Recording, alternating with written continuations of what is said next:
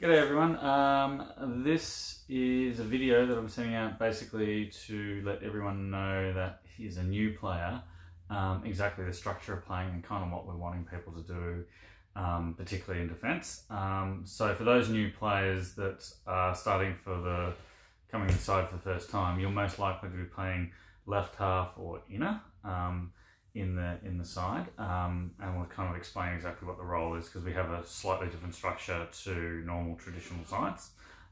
Okay, so what I have here is a lovely board, and basically, hopefully this comes out all right on the camera, is that what we want to have a look at is what the structure would normally look like. Okay, so we would be going that way in the direction, and so what we have that is a little bit different to other sides is instead of having three across the front, we have two. So we have a left forward, a left forward and a right forward. Traditionally, we've played Haley in the left side and Dom in the right predominantly forward. Okay, and then we have effectively three inners, and basically, so we have a left and a right and what we call a central inner, which is kind of a made-up position, but it essentially is the best way of kind of describing what that role actually does. And then we have two centre halves at the back. Okay, and then we have the normal setup around the back, which is a left half. So there are two centre halves there. Then we have a left half, two fullbacks, and a right half. And basically the objective is to essentially crowd the middle of the field and keep the ball up in our defence as long as possible, and create and make it very difficult for other sides to get the ball out. And usually what we've found throughout the year is that when that structure that we're about to describe is done successfully, then what happens is that we have control of the game for the most part. And also it's very difficult for sides to get down into our attacking area where we are susceptible to having goals being scored on us because we don't have a goalie. All right, so bear with me. Okay, so when we're doing our defensive structure, which is the number one thing that I'm going to say to everyone consistently, anyone that played inside last year will know that pretty much the defense first, the position of where you're standing, is the most important thing you do all day. And that means that you often will not necessarily, you'll come off the field sometimes, you haven't touched the ball, but you've made a very big difference to the way the game was played in terms of not leaving gaps. Okay, so basically this defensive structure should be employed in the back half of the ground. So when in our front half of the ground, sorry. Okay, so if they get a 16-yard hit, what we ideally want is we want to have at least two layers of players in this defensive structure. So we want to have a forward line, and then we want to have our midfielders in the middle, and we have and obviously what we've got now, we've got three layers. But in reality, what actually happens is that often if the ball, say, runs over the corner, someone is not able to get across. The reason we have these two inners is they slot into someone, if that player is missing, for example. Let's say this player is missing, then we've got a centre half that can step up into that position so that they're always seeing 5 or 6 players in front of them every single time.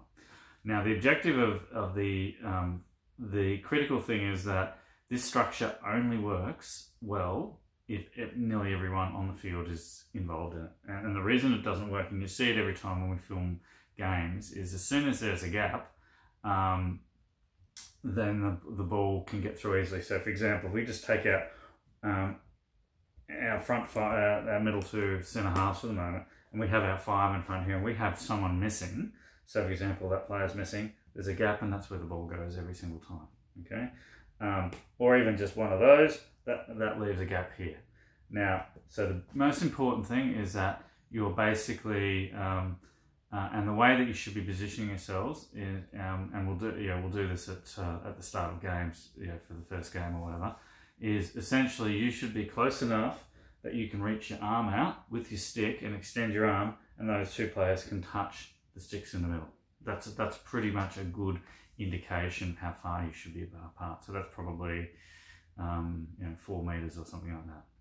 Now, yeah, so that's basically what we want you to do. Now, if we have a look at what better sides will do against us, we can talk about that now. So better sides, what they will do is they might have halves positioned. So let's say we get a half positioned, right? And what they'll do if they're good at moving the ball. So for example, Xavier last year, which was probably the best side that we played, they were able to transfer the ball quite quickly and then up the line. Okay, so the main things that what we want to do is we want to make sure that when that transfers, okay, we're quite happy for that to happen.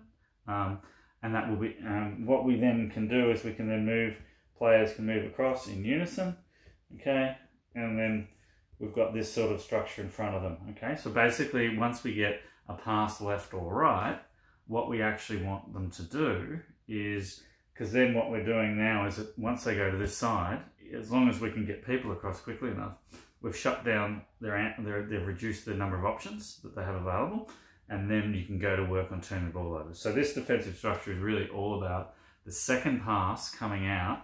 You know, basically the pass goes across. Okay, once that passes across, we want that to happen, and then we want to go to work on that player at that point in time and just reduce their options. Okay, and once we've reduced their options, then we can start to move in and actually tackle. So it's really about corralling them first, and then moving into the second. Now, when we have a different location for the let's say the free hit, so let's say it's over on this side, the 16-yard hit.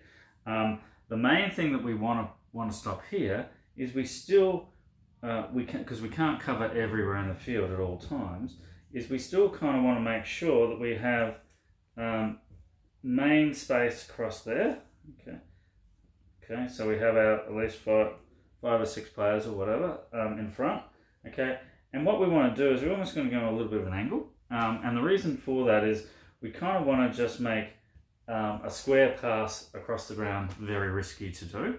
That's the one thing we want to stop. We want to make sure, we're basically inviting them to go to this side, which gives them reduced options by just tilting the defensive structure ever so slightly and preventing that. Okay, so preventing that direct pass, because basically if they can get the pass across quickly, that line, going up that line is available. Okay, so essentially we want to make that a difficult pass to make, or at the very least, we want to make them go backwards first. Okay, so go bang, bang, so there's two passes involved, and that buys us time to move across into the structure. Okay, and then we can go to work. Hopefully that sort of makes sense. So in short, the main thing is protect the center first, push them wide, and try and prevent them from getting those 45 or those square balls a long distance away, because that means we've got to run a long way to defend and they can get out. Okay, so that's basically what the defensive structure is in a nutshell. Okay, and the second thing we're going to cover off quickly is what we do defensively, what the back line should be doing in these situations. Okay, so and as you can see, I'm reducing the number of players are in it just to make it a little easier to see what's going on. So if we have our, let's say our free hit, whoops, let's go on walkies, our free hit situation over here, what we want to do is obviously we want to prevent any passes through here, and we ideally want to get them to go that way. Now, as far as what the halves will be doing, and you'll see that I'm talking mainly about space here. I'm not saying to you go pick up an individual player. I'm saying occupy space. But for the halves, so for example, if you're the right half, what we actually want you to do, and you might have an opposition player sitting out here waiting for the ball. Okay, you might have a few opposition players in the middle. Chuck a few in. Okay, now it's very tempting to go out and pick that player up. But what we really want these guys to do, so the right half, is we want them to push into the center, okay, into that area. And the reason we're happy for you to do that and leave your player in the corner is what we want this person to see is just there's no opportunities, or there's just a pile of people in the middle. It's not a good place to send the ball. And And secondly is that even if they're successful in going out and around, by the time that happens, okay, you can easily move back into that position on goal side of the player and be have limited risk of them scoring on you or whatever. Okay, so basically we want these when the ball's on the opposite side, whether you're the left or the right half, we want you pushing into the middle, and if that means we're leaving a player out wide and deep, fine, no problem, because the probability of the ball getting through that many players is quite limited. All right. And the last thing probably we'll quickly cover off is what you should be doing on a free hit situation. Okay, so when we have the ball, we're at 16, so I'm just gonna, sorry, bear with me. I'm gonna pop some Swinburne people here. Okay, so let's say, for example, we have a free hit here. Okay, and one of the fullbacks is taking it. Okay, we want our right half to be here. We want our second fullback to be here, and we want our inner to be parallel with the side. Okay. Now, what normally happens with this is if we have defenders, they'll do something similar to what we're trying to do with probably less numbers, and they'll have players in front. Okay. Now, sometimes what will happen with the halves, so if we say, for example, let's say now the free hit's been taken from here, and we have this right half here, okay, and sometimes what will happen is their defence will encroach to stop that direct pass, similar to what we're doing.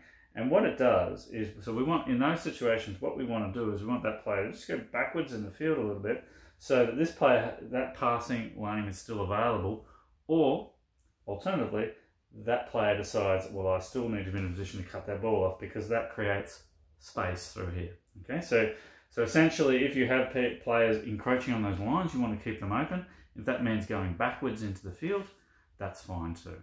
All right, so that's pretty much what we're sort of asking people to do. Hopefully that kind of makes sense. But essentially, if this structure is implemented well, what that does is we end up having the ball in our front half for probably 80% of the time, and that obviously generates all of our opportunities. Okay, so pretty much, as silly as it sounds, the defensive structure generates all of the shots on goal. So if your good defensive structure is good, you're getting the ball up there regularly, getting inside the D, and then we can go to work and hopefully score.